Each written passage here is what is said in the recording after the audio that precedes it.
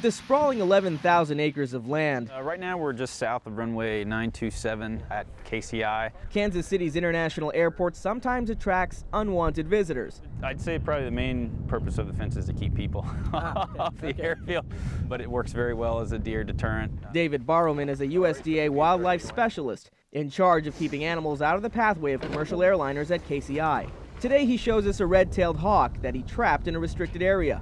Juvenile birds do get hit at a higher rate than adult birds. So how much damage could a bird like this do to a plane? Last June, during takeoff at O'Hare Airport, a red-tailed hawk was ingested by a 747. To reduce weight and ensure a safe landing, the plane was forced to dump 165,000 gallons of fuel at a cost of $100,000. It took 30 man-hours to repair the damaged engine. Take a look at what happens when a small bird is ingested into a jet engine. Mayday, Thompson 253 Hotel, engine failure. This plane was able to land safely, but sometimes the results can be deadly. In 1995, an Air Force plane flew into a flock of Canada geese and lost both engines, killing all 24 on board.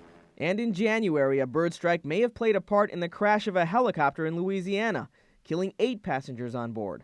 It's probably not something you think about as you board a plane, but bird collisions happen more often than you might think, causing billions of dollars in damage each year.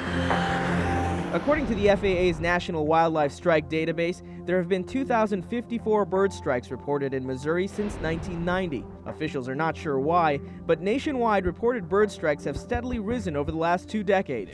More collisions mean more work for Barrowman. The USDA's Wildlife Management Program monitors risks to air traffic year-round at KCI. The solution here is surprisingly low-tech: grazing cattle. It's not the existence of the cattle being there, it's actually what they do, the grazing. That's right, it's the grazing. It keeps the grass short. It's not attractive to rodents, which bring in hawks. And when that doesn't work, they use pyrotechnics. Yeah, they're actually called bird bombs.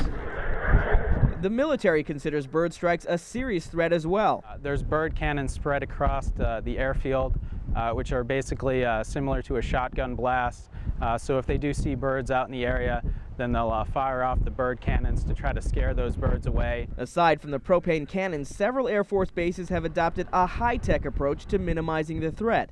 At Whiteman Air Force Base in Missouri, this avian radar device is the main defense against birds that might happen to cross a pilot's path.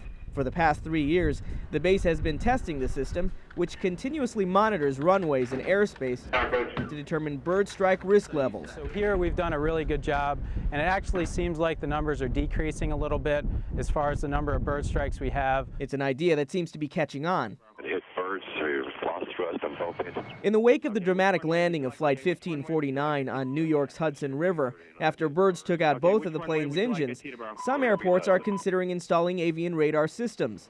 In August 2007, Seattle-Tacoma Airport became the world's first commercial airport to install a bird radar. And New York's JFK and LaGuardia airports are slated to set up their own radar systems later this year. Yet airport officials at KCI say they have no plans to go high-tech in the near future. For the time being, a keen sense of sight, bird bombs, Maintain 10,000. and cows will have to keep air travel safe for passengers here. Contact departure, good day.